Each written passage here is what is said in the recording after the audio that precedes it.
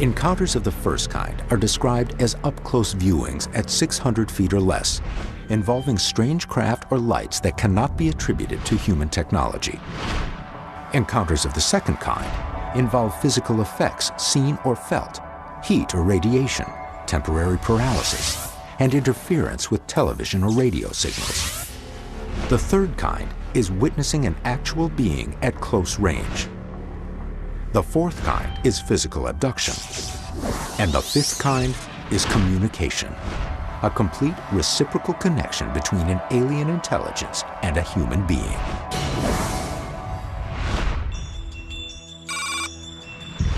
Suffolk, Virginia, home to Terrell Copeland, a 25-year-old former United States Marine who has had recent encounters with pulsating orbs of light at close range, orbs that seem to be appearing around him more and more frequently.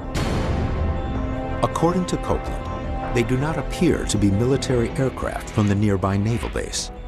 And over the past 8 years, Terrell has had these encounters in 3 different areas: the Northwest Naval Base in nearby Chesapeake, his parents' home in Suffolk, and just outside his own apartment.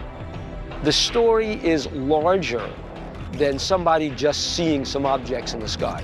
First of all, the objects are seeing him, and they've kind of focused in on him, and that tells me there's something going on.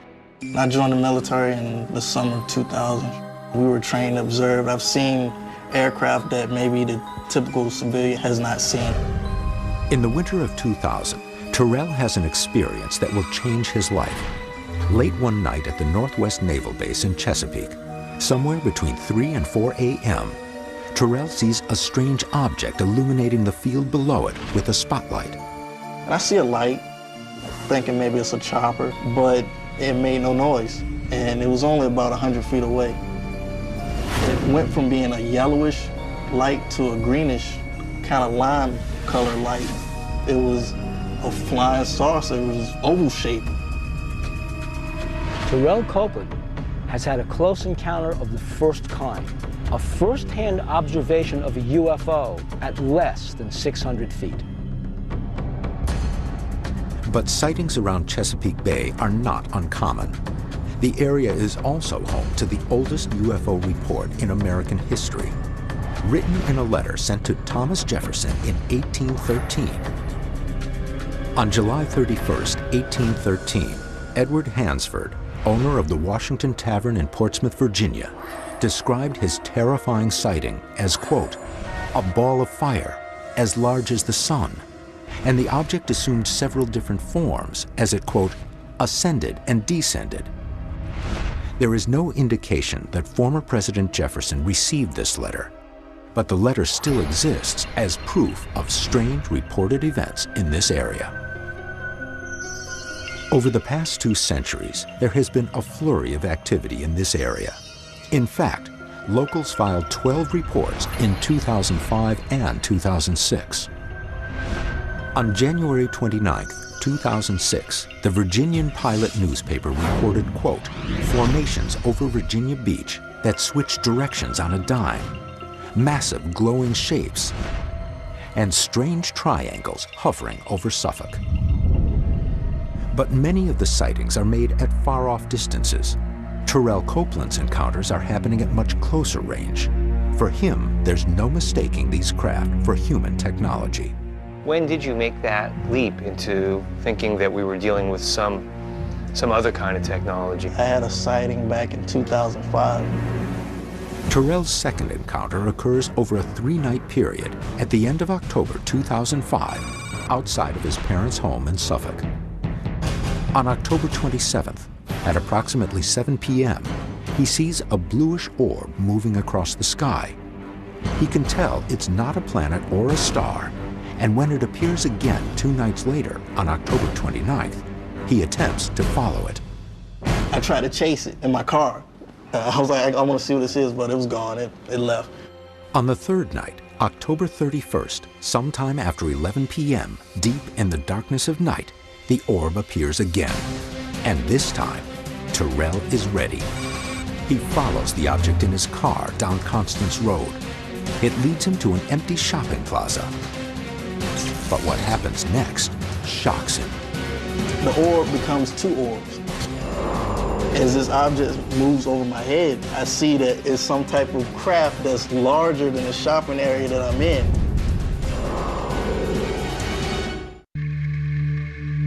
In Suffolk, Virginia, Terrell Copeland has seen a mysterious blue orb over 3 nights at the end of October 2005.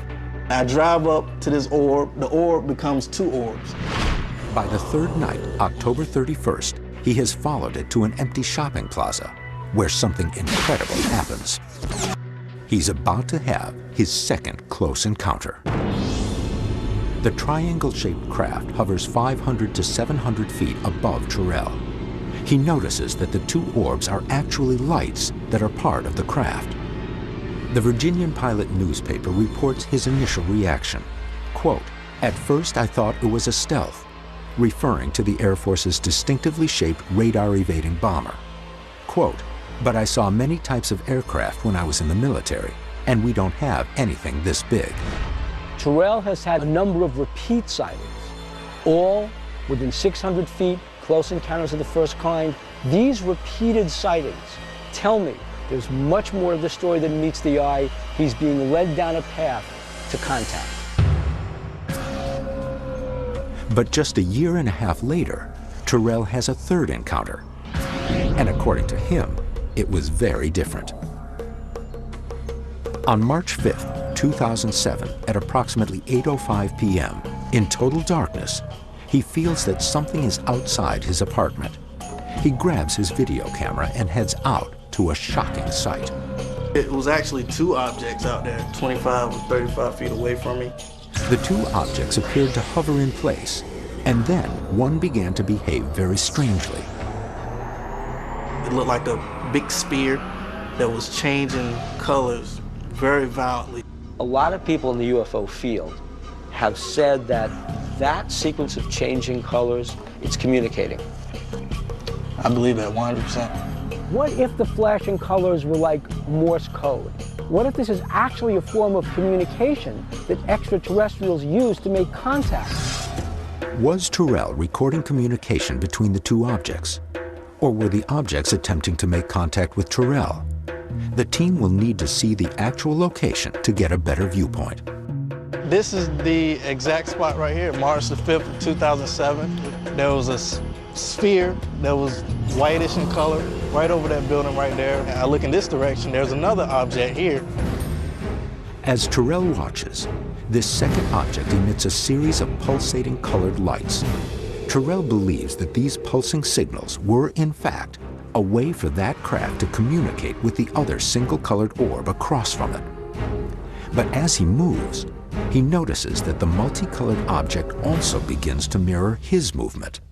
As I got in my car, it moved to a position about 30 to 50 feet above the tree line. After I finished filming the footage, the object left because, from what I could see, a military chopper was in the area. So the helicopter comes in and these other objects leave? Right. As I turned to look at the chopper, I look back and the object is gone. Terrell is a former Marine. He is a trained observer. He knows all types of military aircraft. If he tells me that he had an experience that changed his life, I can believe him on that. But I do find it suspicious that we're also in an area where there is a military base nearby. With Terrell's recurring history of close encounters, the team must get further information. His video will be sent for analysis by Dr. Ted Ackworth, while Bill and Pat further investigate Terrell's escalating experiences. After videotaping his encounter in March of 2007, he receives a visit from a strange individual.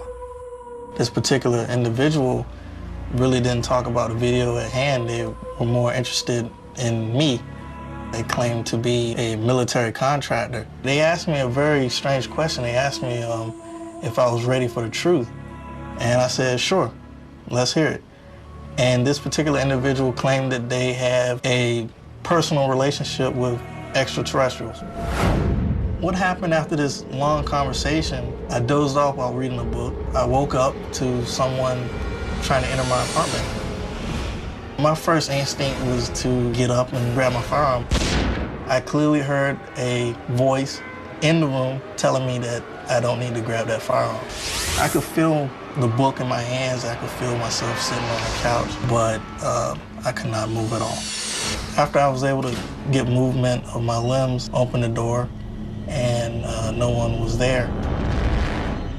After I spoke with this individual, I experienced something that I never would have dreamed of or even thought about, and that's what they call missing time. That particular night and the night after, I woke up at 3:08 a.m. I don't recall a nightmare, I just jumped out of bed. And before I could blink, my alarm clock went off and it was 5:30, time for me to get up. It's not uncommon for UFO contactees and abductees to report missing time. These individuals consistently report being in one location at the time of the event and finding themselves at another location with no comprehension of the time in between. Temporary paralysis, that's an indicator of a close encounter of the second kind. Missing time is an indicator of an alien abduction. That's a close encounter of the fourth kind. Is he on a path to make contact? I'm just worried that we're just talking about a strange person here that's contacted Terrell and is kind of filling him with ideas. Here's a case where this person is contacting you and giving you a course of study dealing with the human relationship with aliens as the ultimate goal. Got a funny feeling that you are being recruited, and there is a branch of the government that you're being recruited for, that somehow, some way, you are a hybrid between an ET and a human. While the notion of alien-human hybrids is highly controversial and unproven, some contactees do claim to have developed unexplained physiological disorders shortly after the reported contacts. That's very surprising, but at the same time, not so surprising, because the reason I'm not in the military today is because I have an unknown blood disorder. Terrell's blood disorder is a rare elevation of an enzyme called creatine kinase, which is typically released into the blood in abnormally high amounts when muscle damage occurs in the body. According to the Navy's official medical report, Terrell's CK level was tested to be as high as 2,000 UL. For normal, healthy people, this level rarely reaches above 200. But what causes this elevation of the enzyme in Terrell's blood has remained a mystery. None of the military doctors at the time had a diagnosis. They were very baffled at it. Because the military doctors could not find a definitive reason for the elevated enzyme, Terrell was discharged from the military after only 2 years of service. Not long after, Terrell's most recent string of sightings began. How can you conclude that the guy is a hybrid? I mean, don't you think you're going off the deep end a little bit? This guy is getting a course of study in how to connect with his alien self. Listen, wait, you're not helping him. You're not helping him. You're telling him he can summon UFOs now? You're telling him he's a hybrid? I'm not telling him. This He's guy telling doesn't me. need. You're fanning the flames. He's hearing voices. He's responding to people on instant messaging. He's taking instructions from people through email. I mean, these are all big red flags, Bill. Hybrids may exist, they may not, but for Bill to say that Terrell is a hybrid, I don't think it's time for that yet. He really is deep into the UFO phenomenon, and he might not be seeing that perhaps Terrell just had an experience, he has some questions, and he really needs some more objective information. Are Terrell's early levels of close encounters a precursor to a level 5 encounter, full alien contact? The team concludes that they need to further analyze Terrell's footage and find an answer for his rare blood disorder. As the team delves deeper into the case, Terrell undergoes testing to determine what unknown effects his blood anomaly may be